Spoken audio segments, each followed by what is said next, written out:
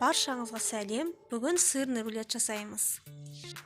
300 грамм ірімшігімізді алып, кәдімгі пакетке салып, ыстық суға 20-30 минутқа қойып қоямыз. Ірімшігіміз ерігенше біз оның арасына жағатын начинкасын дайындаймыз.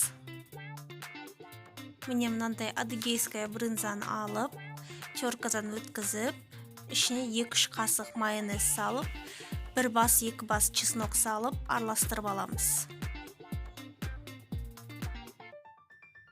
Міне осындай болып шығу керек салмамыз. Енді арасына бізге тағы салатный листья және сладкий перец керек. Міне осындай, негізі 3 түрлі түсін қолдансан әдемі көрінеді. Менде мына екеуі ғана бар, осыны қолданамын.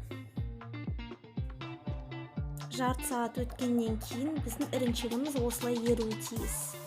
Енді қолымыздың көмегімен жайлап жайып аламыз, кейін оқтаумен 4 бұрышты қылып жайып шығамыз. Арасына салмамызды салып, бір қалыпты қылып жайып аламыз.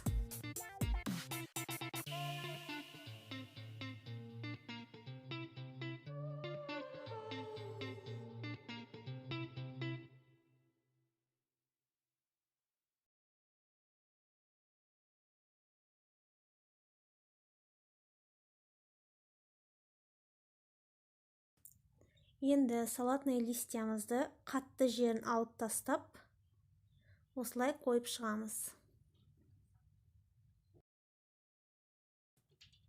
Сладкий перецімізді ұзыншалап кесіп, видеодағыдай қойып шығамыз.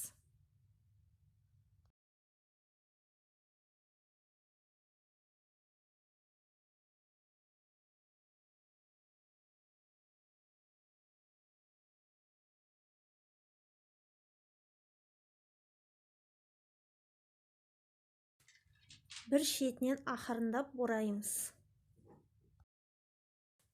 Сырный рулетімізді духовкаға салмаймыз. Орап болғаннан кейін холодильникке жақсылап қысып, холодильникке 5-6 сағатқа қоямыз. Сол кезде рулетіміз әдемілеп кесіледі. Осымен біздің сырный рулетіміз дайын. Назарларыңызға рахмет.